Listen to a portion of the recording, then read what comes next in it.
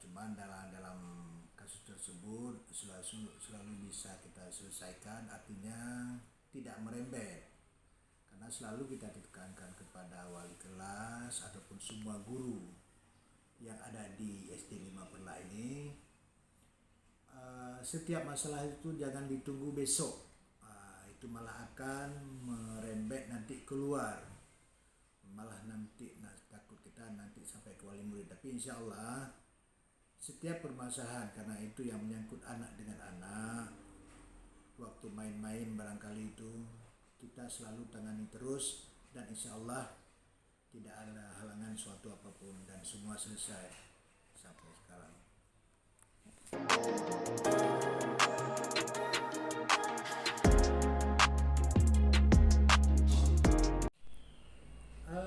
Sebagaimana setelah saya sampaikan tadi, yang kami kedepankan tetap musyawarah, artinya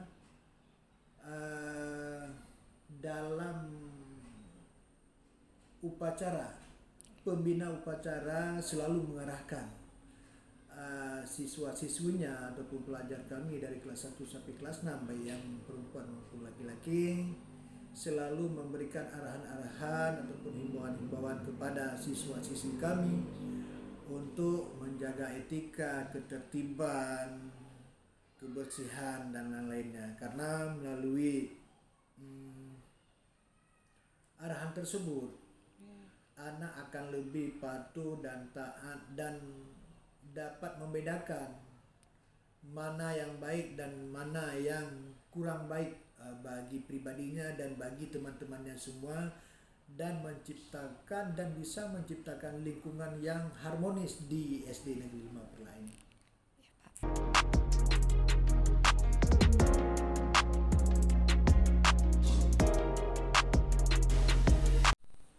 Langkah dalam prosedur yang kami lakukan tentu saja dalam hal penanganan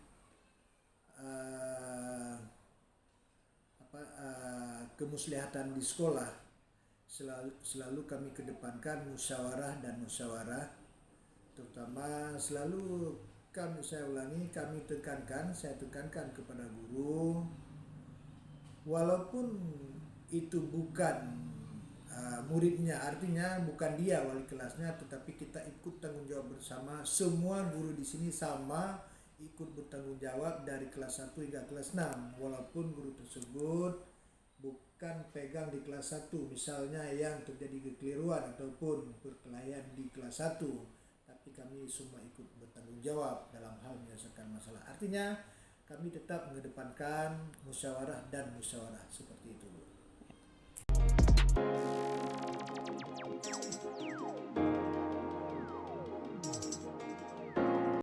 Sudah pasti di depan sekali itu wajib kita punya kesabaran yang lebih, karena tanpa kesabaran kita yang lebih, itu pasti kita tidak akan kunjung keberhasilan yang berhasil. Tidak mungkin yang akan kita nantikan berhasil itu tidak akan mungkin datang kalau misalnya kita kurang kesabaran. Pasti di depan kita kedepankan kesabaran, kemudian wawancara, bermusyawarah dan sebagainya. Itu paling efektif menurut saya pikir untuk terselesainya setiap permasalahan yang ada. Ya Pak.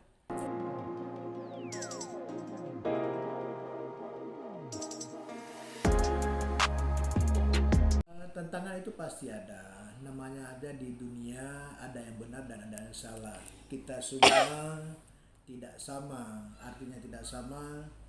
Ada yang mudah kita ajak untuk berkomunikasi dalam hal menyelesaikan masalah. Namanya aja watak manusia itu pasti beda. Kalau sama pun juga akan ribut juga. Ini namanya memang sudah kodratnya kita pada manusia pasti beda cara pandang dan berpikir, dengan tujuan pasti ada untuk kepentingan pribadi dan lainnya. Namun kita di sini tetap selalu mengedepankan musyawarah. Tidak ada kata lain di sini. Artinya tidak ada memponis terus bahwa ini benar dan ini yang salah. Iya. Tidak, pasti kita kedepankan keharmonisan melalui kekeluargaan bermusyawarah. Ya, Pak.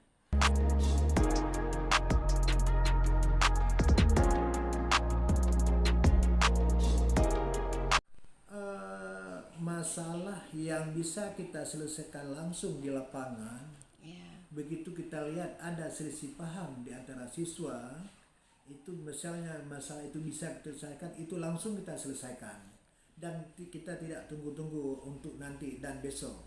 Tetapi kalau ada hal yang tidak bisa kita selesaikan tetapi kita amankan sebentar, nah itu seperti tadi yang pernah saya katakan, kalau memang patut kita jadwalkan untuk hadir orang tua masing-masing siswa ya kita hadirkan. Karena kalau jadwal khusus itu tidak ada. Karena kenapa saya bilang tidak ada jadwal khusus? Karena selisih paham itu belum tentu kapan dan di mana, di mana saatnya.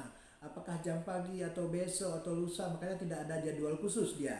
Kalau misalnya kapan ada selisih paham yang wajib ataupun harus kami panggil supaya jangan berembet-rembet nanti sampai ke waktu pulang sekolah, jangan sampai nanti selisih paham juga di antara wali murid disebabkan karena murid di sekolah yang terjadi selisih paham.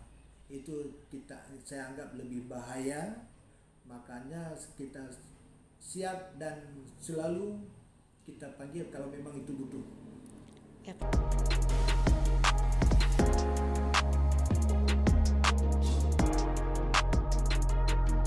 Ya, itu pasti ada. Terutama kita selalu bermusyawarah artinya dengan komite, Ya. dengan perangkat desa, selalu kita sampaikan kalau memang ada masalah dan kejanggalan, terutama komite itu kami kedepankan, artinya selalu mendampingi kami Ya. kalau misalnya ada kekeliruan. Dan insya Allah tidak ada hambatan dan kendala suatu apapun bila kita berinisiatif yang baik untuk kebersamaan kita semua.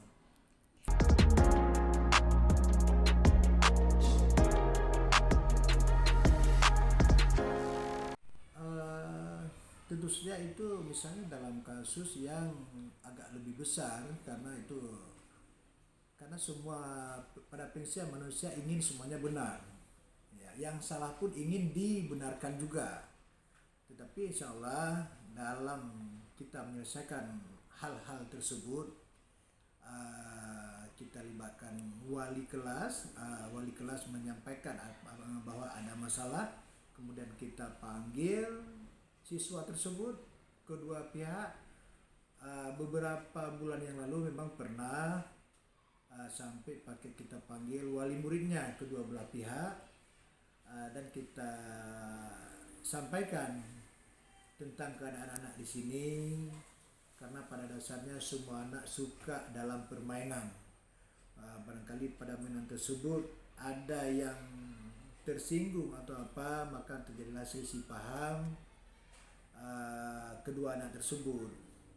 Nah, karena kami lihat ini agak urgent sedikit, maka kami panggillah kedua orang tua wali murid tersebut, dan kita bicarakan, kita selesaikan, dan insya Allah kedua wali murid tersebut menerimanya dengan baik dan diserahkan kepada kami di pihak sekolah. Artinya juga tidak ada masalah yang dapat memberatkan ataupun dirugikan sebelah pihak. Itu memang sudah kebiasaan kita, setiap ada kekeliruan selalu kita selesaikan dan tidak ada yang dirugikan dan diuntungkan dalam hal tersebut. Ya, Pak.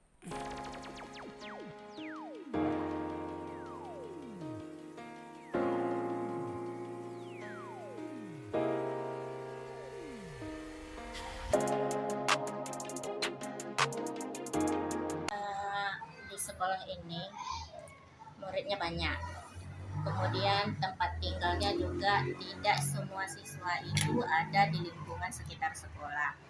Jadi yang paling utama yang banyak dilema etika itu adalah dalam menerapkan peraturan kedisiplinan.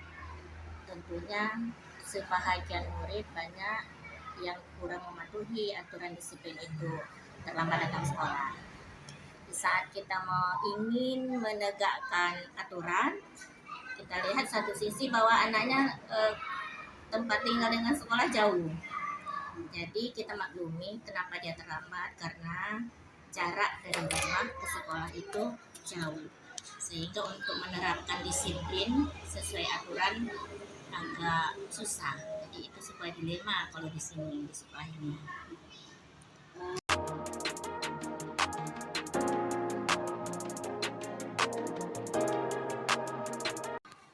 Baik, kalau tadi ada hubungannya dengan aturan kedisiplinan yang kemungkinan bagi siswa itu sulit untuk melaksanakannya dengan sempurna, maka kebijakan itu harus kami musyawarahkan dulu dengan para dewan guru untuk mengambil sebuah keputusan bahwa sulit menegakkan aturan disiplin kalau memang terkendala dengan waktu siswanya datang ke sekolah.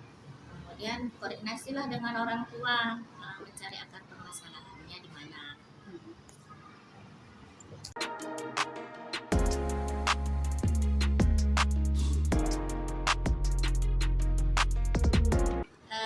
Yang pertama, bertanya dulu kepada para dewan guru, mencari akar permasalahannya, kenapa terjadinya masalah-masalah tersebut terhadap siswa yang terlambat misalnya. Apakah ada faktor-faktor yang kemungkinan yang tidak bisa dielakkan sehingga dia terlambat. Dan kemudian hasil musyawarah itu nanti akan mempengaruhi keputusan yang diambil.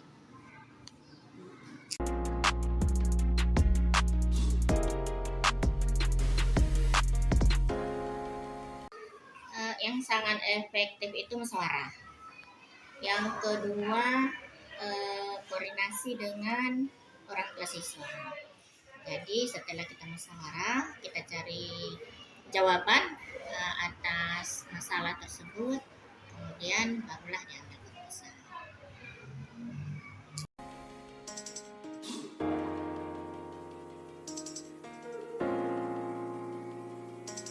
Tantangannya ya, yang pertama sekali mungkin karena usia anak-anak, bahwa siswa ini belum paham sebenarnya ke depan ini untuk apa pendidikan yang sedang dijalani.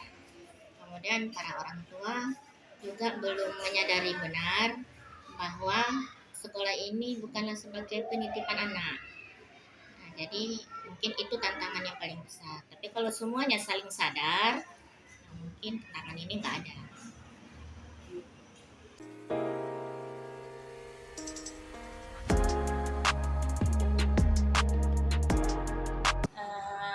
Sekolah ini muridnya banyak, kemudian tempat tinggalnya juga tidak semua siswa itu ada di lingkungan sekitar sekolah.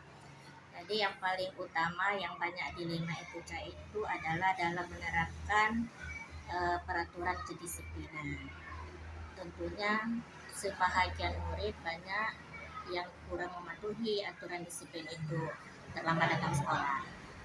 Saat kita ingin menegakkan aturan, kita lihat satu sisi bahwa anaknya tempat tinggal dengan sekolah jauh.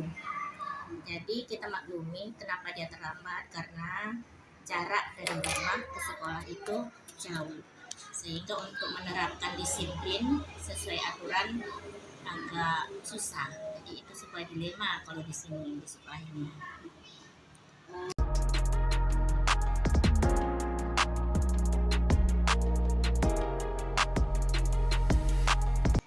Para dewan guru, mungkin ada di sini guru yang sudah senior, yang mungkin untuk kita minta pendapat sudah sangat memahami tentang sekolah ini yang pertama.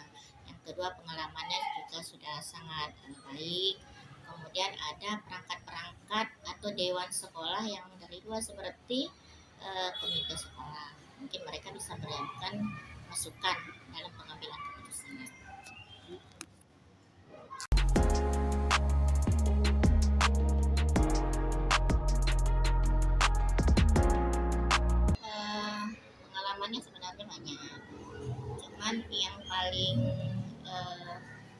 kemudian adalah tidak terjadinya sengketa antara yang dilanggar dengan yang melanggar, antara pihak yang tidak mengikuti disiplin dengan yang menegakkan disiplin.